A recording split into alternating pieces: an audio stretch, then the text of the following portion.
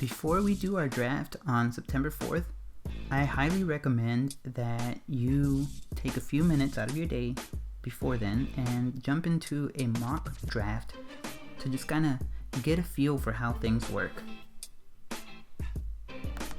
So to find one, go to yahoo.com/fantasy. It should bring you to a page that looks like this. It should be under the fantasy option already. Click here where it says mock drafts. And then you want to scroll down and make sure that you have auction mock draft selected. And it doesn't really matter which of these you pick, but I'm going to do a 12-team one. And here it is. It starts in 5 minutes. So the draft is now loading, and as it loads, I just want to remind you, download the Yahoo mobile app. You can draft from the app, but I absolutely recommend that you draft from a laptop. So here we go, the draft is finally loading, and here is what the draft screen looks like. So when the draft first starts, this is what you see. You can click on teams to look at how your team is stacking up. You can look at other people's teams.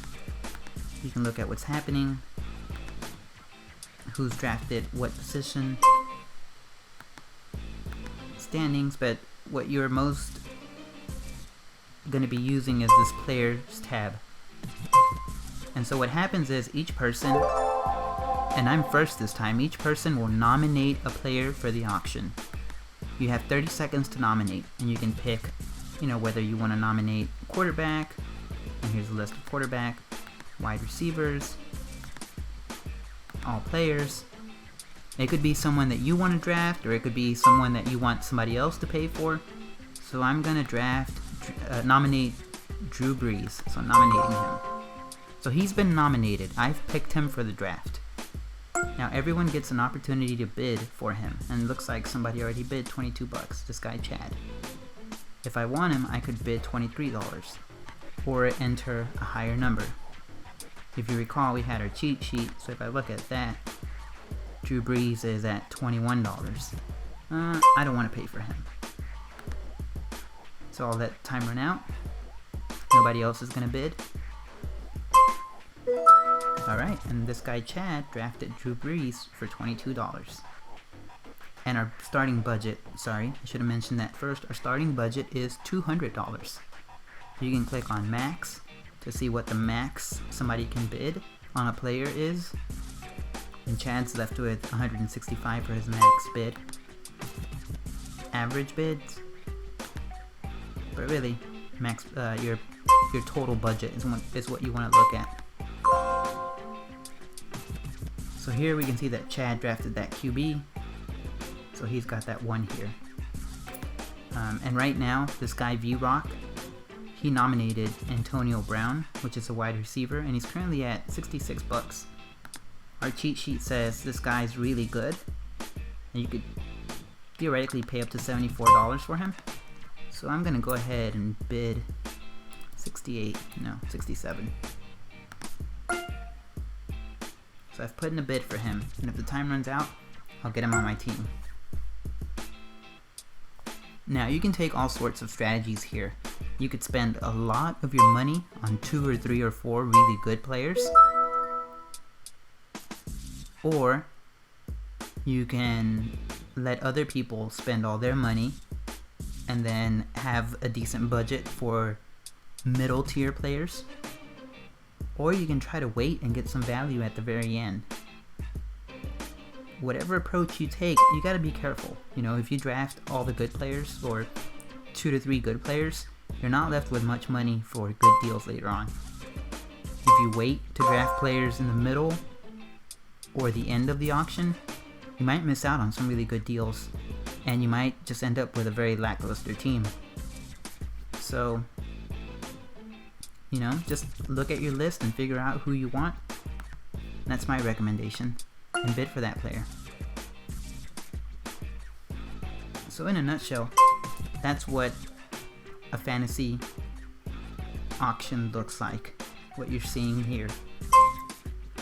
And remember, at the end, what you want to do is fill up your team with the positions. 1 quarterback, 3 wide receivers, 2 running back, tight end, a kicker, a defense, and then your 6 bench positions, which can be any type of player. Ideally, you want to get some backup wide receivers and backup running backs. You never want to draft backup kicker or backup defense. And I just drafted Odell Beckham Jr. for $69.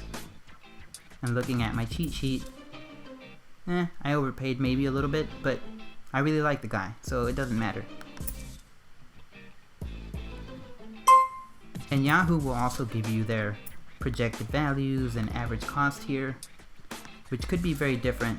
We're looking at what Todd Gurley from what this cheat sheet says. So just use your best judgment.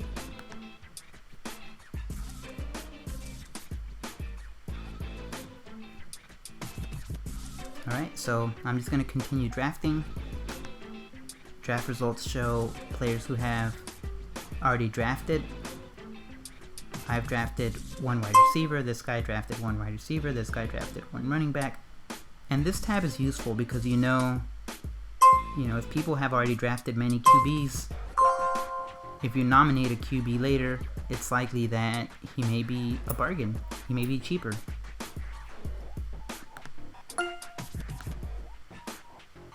And don't worry about the standings tab actually. It just tells you your projected points for the season. It's not really meaningful. Just worry about who you got, players that are available. And one thing to note is that while the draft is going on, you could add players to your queue. So say I want to add AJ Green to my queue.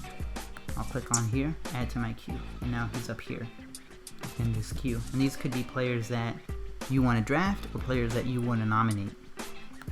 So it'll just help you keep an eye on them.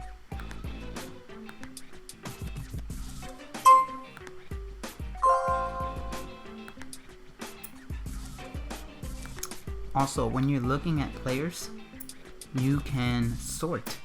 So say we're looking at wide receivers. I can sort by how many touchdowns they project this wide receiver is going to get this season, how many yards he's going to receive, and you can also change that to look at how they did last year. Last year, these guys caught a lot of touchdowns, but they're not ranked as highly this year compared to the projected stats.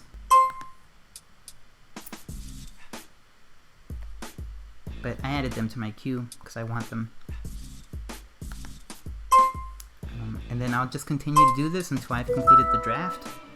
But for you out there, I just recommend you come in here, get familiar with the mechanics, how things work, so that you're not caught off guard on draft night.